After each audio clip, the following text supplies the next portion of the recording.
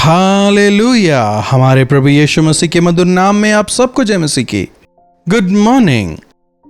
हर रोज प्रभु के वचनों को मैं आप तक लेकर आता हूं, चाहे कितनी ही रुकावटें सामने क्यों ना आए, कितनी ही व्यस्तता क्यों ना हो, लेकिन हम नहीं चूकते हैं। क्या इन कार्यक्रमों के जरिए आप आत्मिक तौर पर आशीष पा रहे हैं, दृढ़ हो रहे हैं? क्या लगातार देख रहे हैं? मुझे कैसे पता चलेगा बताइए? तो क्यों ना लाइव चैट पर आएं या फिर व्हाट्सएप करके भी आप अपनी प्रतिक्रिया हमें दे सकते हैं। आइए सरों को झुकाएं, प्रार्थना से शुरू करें। पवित्र पिता, दोबारा आपके सन्मुख आते हैं, अपने वचनों द्वारा हमसे बात करें। यीशु के नाम से प्रार्थना मांगते हैं, आमीन। इन राजाओं का जीवन अधिकतर निराशाजनक ही है ना? यानी कि काफी अधिक नकारात्मकता को हम देख सकते हैं। जी हां, काफी कम ऐसे थे जिन्होंने परमेश्वर को प्रसन्न किया। अधिकतर के जीवन व्यवस्थित नहीं थे। वचन कहता है कोई भी धर्मी नहीं, सबने पाप किया है और परमेश्वर की महिमा से रहित हैं। इस बात में कोई मतभेद नहीं कि इस संसार के तमाम जो राज्य हैं, तमाम जो अधिकार हैं, वे तात्कालिक हैं, निरंतरता के लिए नहीं हैं। एक दिन वे खत्म हो जाएंगे। किंगडम्स में राइज और किंगडम्स में फॉल, साम्राज्य उठेंगे, वे गिरेंगे।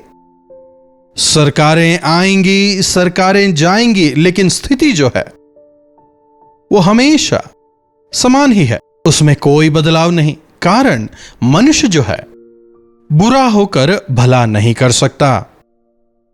लेकिन वहीं अगर वह व्यक्ति अगर अपने आप को पूरी तरह प्रभु के हाथों में सौंप दे, प्रभु यीशु मसीह उसके जरिए भलाई करते हैं।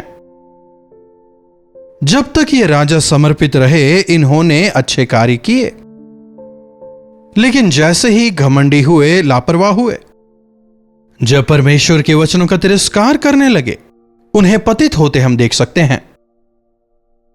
बीते कल हमने राजा येहू के विषय में चर्चा की थी। येहू की मृत्यु के बाद उसका बेटा यहोआहाज राजा बनता है। येहू ने 23 साल राज्य किया था। कई बातें उसने परमेश्वर की इच्छा के अनुसार की, लेकिन एक बात में वह पूरी तरह चूक गया। अगर राज्य है तो संघर्ष तो होगा ही ना। तो येहू का जो बेटा था, येहू के समय में ही सेना में था। सेना में रहकर वो पिता की सहायता कर रहा था। परमेश्वर से दूर जाने वालों के सामने दुख आएंगे। परमेश्वर की अवज्ञा से परमेश्वर का क्रोध भड़कता है। परमेश्वर के क्रोध को हम सहन नहीं कर सकते। उनके श्रापों को हम सहन नहीं कर सकते। अगर उन्होंने हाथ उठाया तो हम कहीं के नहीं रह जाएंगे। लेकिन प्रेमी परमेश्वर को सजा देना बिल्कुल नहीं आता। इसीलिए जब जब इस्राएली पाप करते हैं, तब तब परमेश्वर ने उन्हें शत्रुओं के हाथों में सौंप दिया। मिस्र में जब इस्राएली परमेश्वर को भूल जाते हैं, मिस्र के गुलाम हो जाते हैं।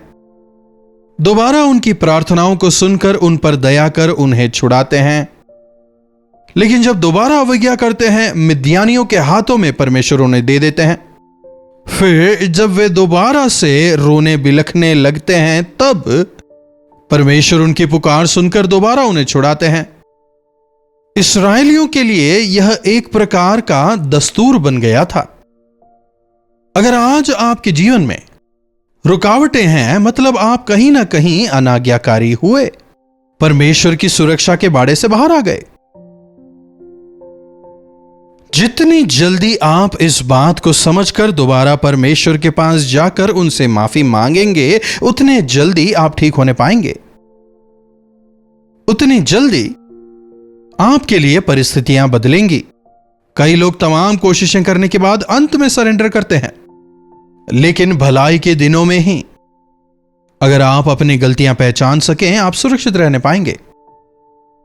यहोआहाज ने भी राजा बनने के बाद जिस प्रकार इसके पिता ने भी यरोबाम के पाप के विषय कुछ नहीं किया था, उसी प्रकार यह भी यरोबाम के पाप के विषय कोई निर्णय नहीं लेता। परमेश्वर अपनी महिमा को किसी और चीज के साथ में नहीं बांटते। परमेश्वर की महिमा को अगर कोई छीने तो परमेश्वर उसे सहन नहीं करते। जैसे एक पति होता है ना, अपनी पत्नी के विषय वो काफी प्रोटेक्टिव होता है, यह मेरी पत्नी है।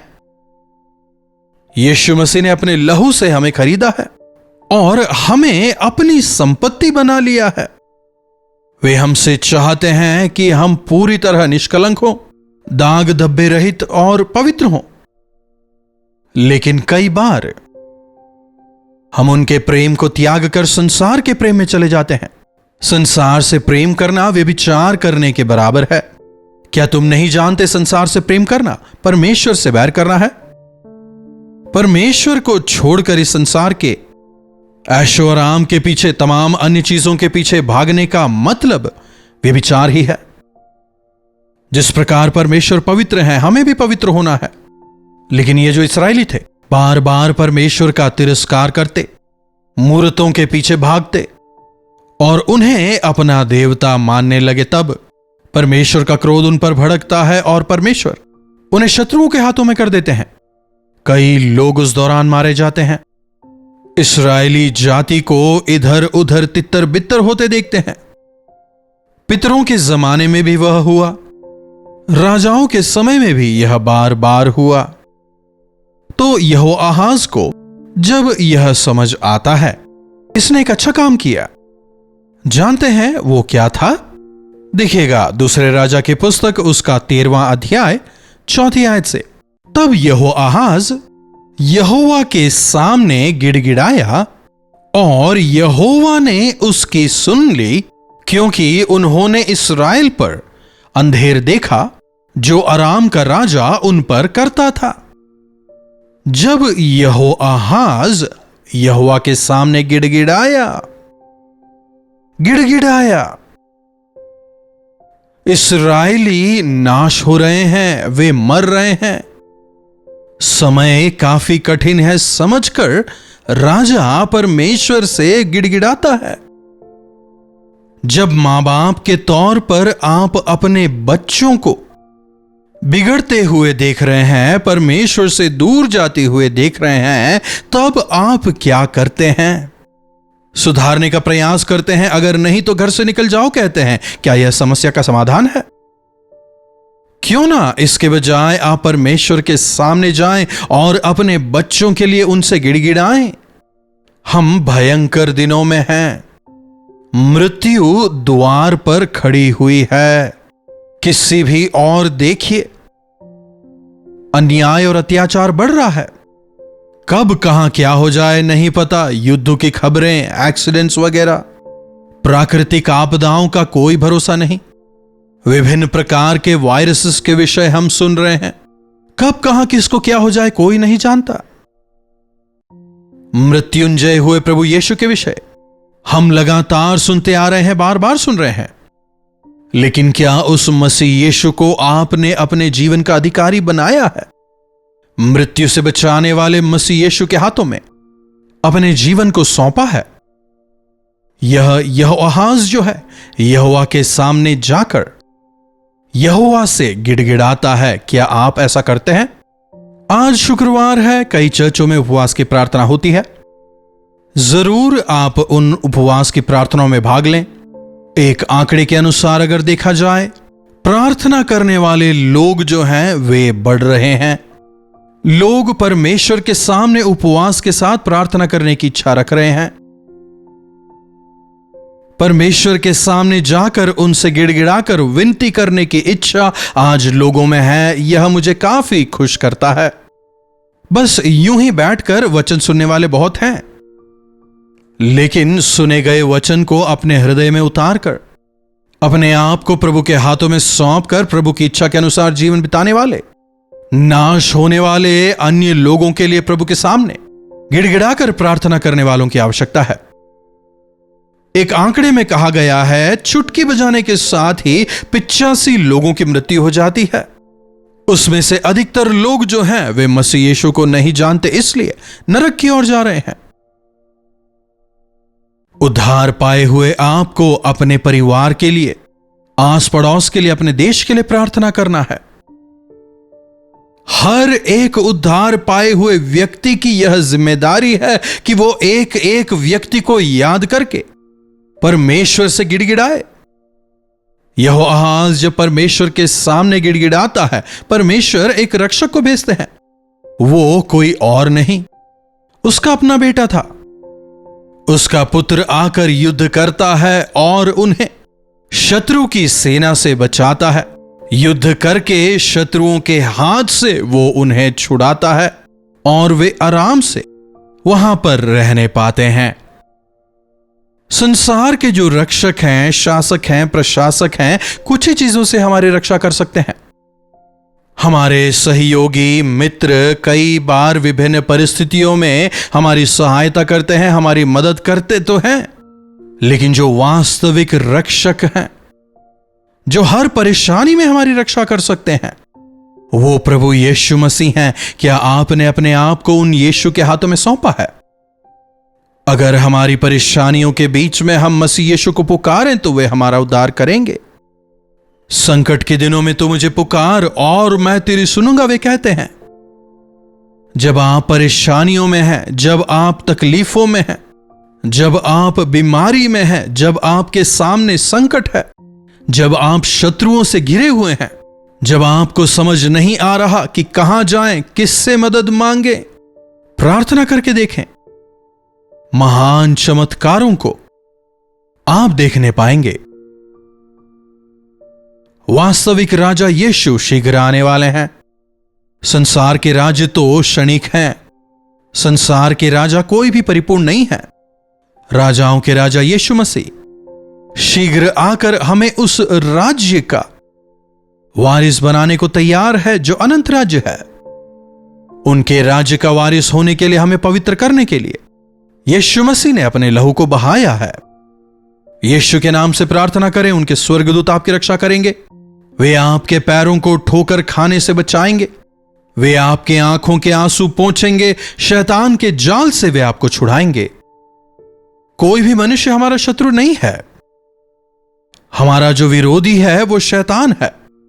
भले ही वो अलग अलग लोगों को अपनी योजनाओं के लिए इस्तेमाल में लाए, आपको गिराने के लिए लोगों का इस्तेमाल करे, आप मसीह यीशु को पुकारें, उनसे प्रार्थना करें, प्रभु हमें जयवंत करेंगे।